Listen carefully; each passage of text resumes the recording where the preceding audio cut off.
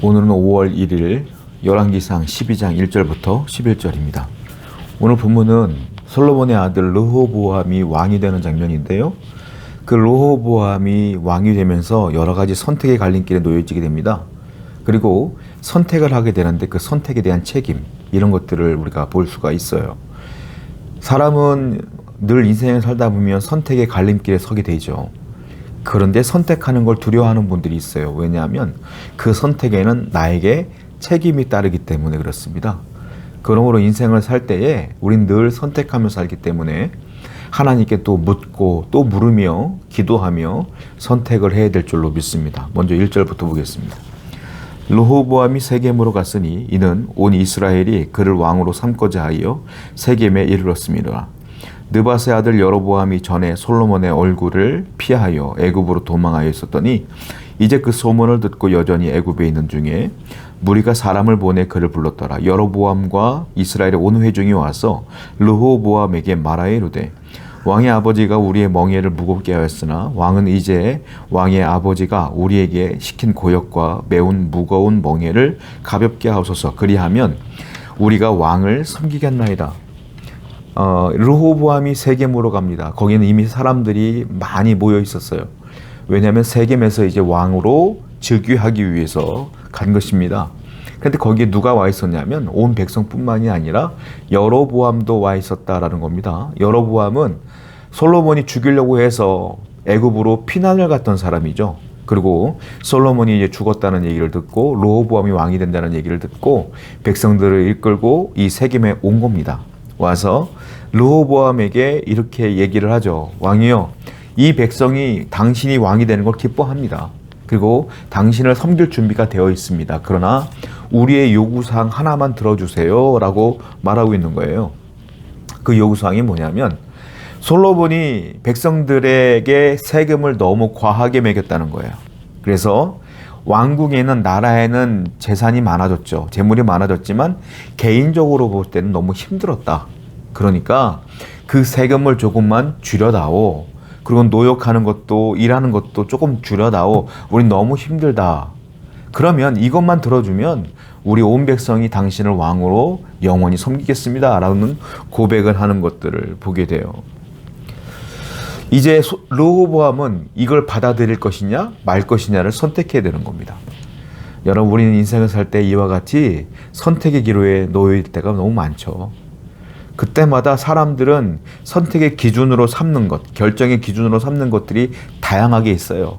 어떤 분들은 내 감정에 치우치기도 하고, 어떤 분들은 이성에 치우치기도 하고, 어떤 분은 혈연, 학연, 뭐 이런 것들을 통해서 내가 아는 사람이니까 신뢰할 만하지, 내가 믿는 사람이니까 괜찮을 거야, 이런 식으로 선택을 하고 결정을 하기도 하죠. 성도는요, 이러한 선택의 기로가 있을 때 항상 무엇을 해야 되냐면 먼저 기도를 해야 된다는 겁니다. 사람이 아무리 지혜로워도 하나님보다 지혜로울 수가 없어요. 그러므로 하나님께 먼저 기도하고 물으며 하나님의 말씀을 듣고 결정을 하는 것이 중요하다는 것이죠. 5절입니다. 르호보암이 대답하되 갔다가 3일 후에 다시 내게로 오라 하매 백성이 가니라. 르호보암이 굉장히 잘한 게 있어요. 뭐냐면 당장 대답을 주지 않았습니다. 즉답을 하지 않았어요. 그리고 뭐라고 말합니까? 3일 후에 다시 만나자. 내가 3일 정도 숙고의 시간을 거치고 내가 결정할 때니까 3일 후에 만나자 라고 얘기했고 백성들도 좋습니다 라고 해서 헤어지는 거예요. 이거는 르호보암이 굉장히 잘한 겁니다. 이런 중요한 일을 결정할 때는 숙고의 시간이 필요하죠. 생각을 좀 해보고 고민을 좀 해보는 시간이 필요하죠. 성도라면 기도의 시간이 필요한 것이죠. 아주 지혜롭게, 신중하게 결정하는 이 모습은 굉장히 좋았어요. 여러분, 어떤 문제든지 간에 내가 바로바로 결정하지 아니하고 좀 더 숙고의 시간을 갖고 기도의 시간을 가지면서 하나님께 묻는 시간들이 필요합니다. 제가 장담컨대 하나님께서 만약에 그것을 여러분들에게 원하시는 일이라면, 어떤 사건이 있어요. 그것을 하나님께서 이렇게 결정하는 것을 원하신다면 여러분들이 하루 이틀 그 결정을 미룬다고 해서 그 문제가, 그 어려움들, 그 일들이 없어지거나 그 일들이 내게 떠나거나 하지 않는다는 거예요. 왜냐하면 하나님께서 내게 주시려고 했던 것이라면 하루 이틀 지나도 하나님께서 주실 거예요. 그러므로 조급해하지 말고 좀 편안하게 하나님께 기도하는 시간들을 늘 가지면서 하나님께 여유롭게 기도하고 숙고의 시간을 가지며 결정하시던 여러분 되기를 축원드립니다. 6절부터 보겠습니다. 르호보암 왕이 그의 아버지 솔로몬의 생전에 그 앞에 모셨던 노인들과 의논하여 이르되 너희는 어떻게 충고하여 이 백성에게 대답하겠느냐? 대답하여 이르되 왕이 만일 오늘 이 백성을 섬기는 자가 되어 그들을 섬기고 좋은 말로 대답하여 이르면 그들이 영원히 왕의 종이 되리이다 하나. 이제 솔로몬을 섬겼던 신하들이 있을 거 아닙니까? 그리고 솔로몬이 지혜롭게 결정하는 것들을 보았던 나이가 많은 노인들이 있을 거예요. 그 신하들이 있을 겁니다. 근데 르호보암이 왕이 됐는데 신하들은 두 부류로 나뉘어져요. 먼저 아버지 솔로몬을 섬겼던 신하들과 이제 내가 임명한 젊은 신하들이 있단 말이에요. 그 르호보암이 이걸 결정하기 전에 이 신하들에게 먼저 묻는데 먼저 아버지를 섬겼던 노인, 연세가 있는 경험이 있는 신하들에게 물었을 때에 그들은 이렇게 얘기를 했어요. 그들의 백성들의 이야기를 들어주시고 수용하십시오. 만약에 세금을 감면해 주거나 그렇게 한다면 그들은 분명 당신의 영원한 백성이 될 것입니다. 이 얘기를 해줬어요. 그런데 르호보암의 마음에 맞는 말이 아닌 거예요. 르호보암은 젊어요. 혈기왕성해요. 만약에 그들의 말을 들어준다면 내가 나약한 왕처럼 보여질 것 같은 생각이 드는 거예요. 조언을 구했지만 이미 마음의 결정은 한 상태인 거죠. 그런데 조언을 구했을 때 내가 원하는 대답이 아닌 반대의 대답을 해주는 그들의 이야기를 듣기 싫어해요. 여러분, 조언은 내가 듣기 싫은 말도 듣는 게 조언이잖아요. 그리고 그 아버지를 섬겼던 그 신하들은 역사상 가장 지혜로운 왕을 섬겼던 신하들이란 말입니다. 그 솔로몬이 결정하는 것들을 다 옆에서 지켜보면서 얼마나 많은 경력과 얼마나 많은 경험들을 쌓게 되었겠어요. 그러면 그들의 조언은 굉장히 지혜로운 조언인데 이 르호보암은 그들의 조언을 구하는 것처럼 생각했지만 결국 자기 마음대로 결정하더라라는 거예요. 여러분, 지혜는 뭐냐면 내가 원하는 걸 관철시키는 게 지혜가 아니에요. 사람은 중립으로 살 수가 없죠. A나 B 둘 중에 하나 마음이 가는 곳이 있는데 A를 선택하려고 했지만 B도 조금 마음이 걸리니까 결정을 못하는 것뿐이지 내가 마음이 가는 쪽은 있어요. 항상 사람들은. 그런데 조언을 구했을 때 내가 A를 원하는데 B를 말한다고 해서 그건 다 안 듣고 A를 말하는 사람들만 조언을 구한다는 건 지혜가 아닙니다. 하나님의 지혜는 이 사람들의 말도 저 사람들의 말도 다 들어보고 팽팽하다면 나머지는 내가 기도하면서 하나님께 물으며 결정하는 것이죠. 항상 결정을 감정적으로 해서는 안 된다라는 겁니다. 내 마음대로 해서는 안 된다라는 것들을 오늘 성경을 통해서 배우게 돼요.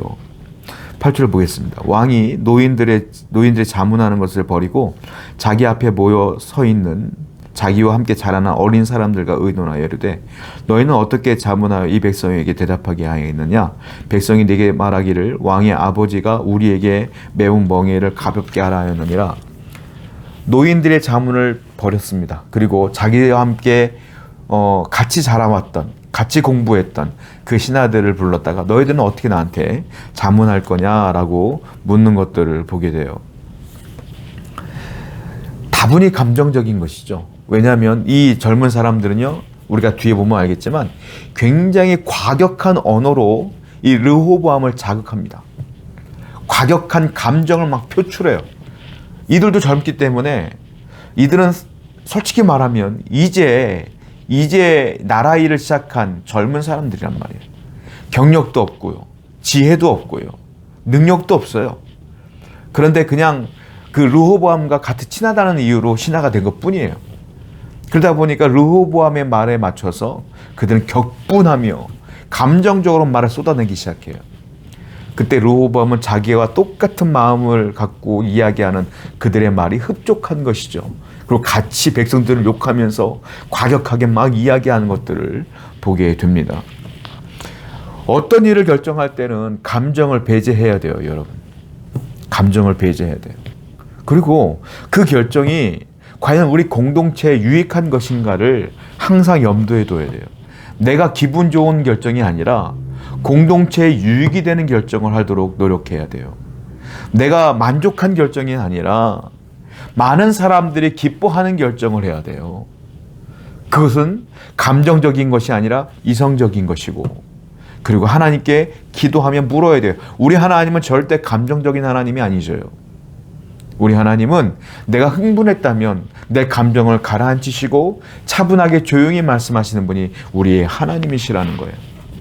그러므로 성도는 이 감성과 이성의 균형을 맞추기 위해 노력을 많이 해야 돼요. 하나님을 닮아가야 돼요. 예수님을 닮아가야 돼요. 오늘도 내 감정을 따라 움직이는 것이 아니라 이성을 따라, 그리고 하나님 말씀을 따라 움직이는 여러분 되기를 축원드립니다. 10절입니다. 함께 자라는 소년들이 왕께 아뢰어 이르되 이 백성들이 왕께 아뢰기를 왕의 부친이 우리의 멍에를 무겁게 하였으나 왕은 우리를 위하여 가볍게 하려 했은즉 왕은 대답하기를 내 새끼손가락이 내 아버지의 허리보다 굵으니 내 아버지께서 너희에게 무거운 멍에를 매게 하였으나 이제 나는 너희의 멍에를 더욱 무겁게 할지라. 내 아버지는 채찍으로 너희를 징계하였으나 나는 전갈 채찍으로 너희를 징계하리라 하소서. 이 젊은 신하들이요, 이 르호보암 왕에게 조언을 하는 것이 굉장히 과격한 언어로 조언을 하는 것들을 보게 됩니다. 어떤 얘기를 하냐면, 내 아버지 솔로몬의 허리보다 내 새끼손가락이 굵다, 이렇게 얘기하라는 거죠. 그러니까 아버지가 너희들을 힘들게 했던 것들보다 내가 너희들을 더 힘들게 할 거야, 이렇게 말하라는 거예요. 그러니까 강력한 군주의 힘을 보여주라는 것이죠. 또 과격한 언어를 얘기해요. 우리 아버지가 너희들을 힘들게 했던 것이 채찍이라면 나는 전갈 채찍으로 너희들을 때릴 거야 라고 말하게 하소서 라고 신하들이 얘기를 하는 거예요. 그렇게 해서 그 백성들 위에 군림하는 왕이 되셔야 됩니다 라고 얘기했는데 르호보암이 그걸 굉장히 좋게 여겨요. 여러분, 그런데 그 말을 들은 백성들은 격노합니다. 분노할 수밖에 없죠. 약한 사람들은 강한 사람들이 그렇게 얘기했을 때 좋게 받아들이는 사람이 누가 있겠습니까? 말을 잘못한 거예요. 성도 여러분, 하나님의 백성은요, 말을 잘해야 돼요. 말을. 한마디 말을 하더라도 사람에게 상처 주는 말이 아니라 사람들이 기뻐하는 말을 해야 될 줄 알아야 돼요. 그 사람의 마음을 위로해 줄 줄 아는 말을 성도는 할 줄 알아야 돼요. 르호보암과 이 젊은 가신들은 정말로 과격한 말로 백성들의 마음을 아프게 합니다. 그리고 실질적으로 그렇게 정치를 해요. 그렇습니다. 우리는 성도는 하나님의 백성들이라면 하나님께 사랑을 받고 구원을 받고 위로를 받고 기도할 때마다 하나님의 사랑을 늘 느끼는 사람이라면 다른 사람을 대할 때도 이웃을 섬길 때도 좋은 말로 선한 말로 그 위로하는 말로 그들을 격려하며 살아야 되지 않겠습니까? 오늘도 여러분들의 감정을 앞세우는 것이 아니라 이성을 앞세우고 하나님 말씀을 앞세우고 그리고 선한 말로, 부드러운 말로, 친절한 말로 사람들을 격려하며 살아가는 여러분 되기를 축원드립니다. 기도하겠습니다. 인생은 선택입니다. 하나님, 선택을 할 때마다 우리의 감정이 아니라 내 생각이 아니라 하나님께 묻고 또 물으며 하나님 말씀을 앞세우며 나아갈 수 있도록 인도해 주시옵소서. 예수님의 이름으로 기도드렸습니다. 아멘.